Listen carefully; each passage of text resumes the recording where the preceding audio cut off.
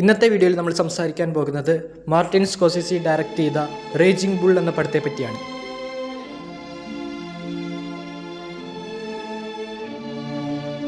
Raging bull എന്ന് പറയുന്നത് വളരെ മികച്ചൊരു സിനിമ തന്നെയാണ്. അതിലുപരി ഫിലിം മേക്കറുടെ കരിയറിലെ തന്നെ ഏറ്റവും ഇമ്പോർട്ടൻ്റ് ആയിട്ടുള്ള സിനിമയാണ് റേജിംഗ് ബുൾ. ഏറ്റവും ഇമ്പോർട്ടൻ്റ് ആയിട്ടുള്ള സിനിമ. മാർട്ടിൻ സ്കോർസെസി എന്ന ഫിലിം മേക്കറിനെ പറ്റി നിങ്ങൾ ആദ്യമായിട്ട് കേൾക്കുന്നത് മിക്കവാറും ടാക്സി ഡ്രൈവർ എന്ന പടത്തിലൂടെ ആയിരിക്കും. എന്നാൽ അതിലും ഇമ്പോർട്ടൻ്റ് ആണ് പുള്ളിക്ക് ഈ ഒരു സിനിമ എന്ന് ഞാൻ പറയുമ്പോൾ നിങ്ങൾക്ക് പലർക്കും അത് അംഗീകരിക്കാൻ പ്രയാസമുണ്ടാകും. ഇതിൻ്റെ ആൻസർ ഞാൻ ഈ വീഡിയോയിൽ തന്നെ പറയുന്നതായിരിക്കും. നിങ്ങൾ തുടർന്ന് കാണുക. റേജിംഗ് ബുൾ ഇറങ്ങുന്നതിന് മുൻപ് പുള്ളിയുടെ സിനിമയെ വയലൻസ്, ഒബ്സഷൻ, ലോൺലിനെസ് ഇത്തരത്തിലുള്ള ഫാക്ടേഴ്സ് ആയിരുന്നു ഡിഫൈൻ ചെയ്തിരുന്നത്.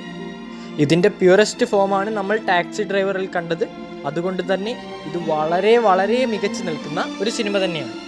ഈ സിനിമകളിലെല്ലാം തന്നെ നമ്മൾ കണ്ടത് ഈ മാർട്ടിൻ സ്കോർസെസിയുടെ തന്നെ പ്രശ്നങ്ങളായിരുന്നു. പുള്ളിയുടെ ഒബ്സഷൻസ്, പുള്ളിയുടെ ലോൺലിനെസ്, പുള്ളിയുടെ മനസ്സിലുള്ള വയലൻസ്. പുള്ളിക്ക് ഇതിൻ്റെ മേലൊരു കൺട്രോൾ ഇല്ലായിരുന്നു. 1970 ആയപ്പോൾ തന്നെ പുള്ളിയുടെ ജീവിതം ഏതാണ്ട് തീർന്ന പോലെയായിരുന്നു.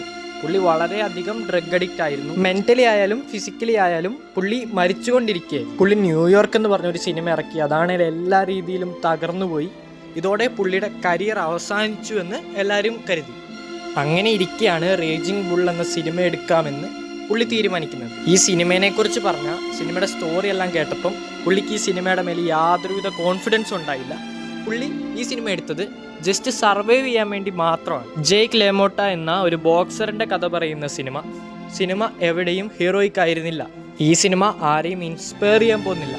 ഈ സിനിമയിൽ ചർച്ച ചെയ്യുന്നത് നാണക്കേടാണ്. ജെയ്ക്ക് അവൻ്റെ ചുറ്റുമുള്ള എല്ലാവരെയും നശിപ്പിക്കും.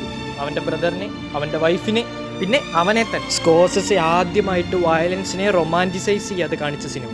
ബോക്സറിന് കിട്ടുന്ന ഓരോ പഞ്ചും സിനിമയിൽ അഗ്ലി ആയിട്ട് തോന്നും. ജെയ്ക്കിൻ്റെ ഓരോ വിക്ടറിക്കും ഒരർത്ഥമില്ലാത്തതുപോലെ ആയി തോന്നി.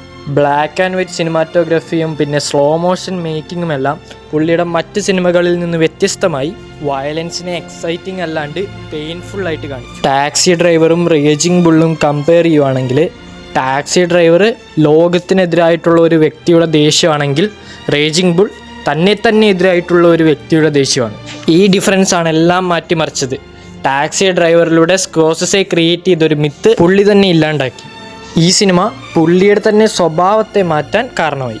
പുള്ളി കുറച്ചും കൂടെ ഡിസിപ്ലിൻഡ് ആയിട്ട് വർക്ക് ചെയ്യാൻ തുടങ്ങി. റേജിംഗ് ബുൾ ഭയങ്കര ലൗഡർ ആയതുകൊണ്ടല്ല, അത് വളരെ ഹോണസ്റ്റ് ആയതുകൊണ്ടാണ് പുള്ളിയുടെ കരിയറിലെ ഏറ്റവും ഇമ്പോർട്ടൻ്റ് ആയിട്ടുള്ള സിനിമയായി ഈ സിനിമയെ കണക്കാക്കാവുന്നത്.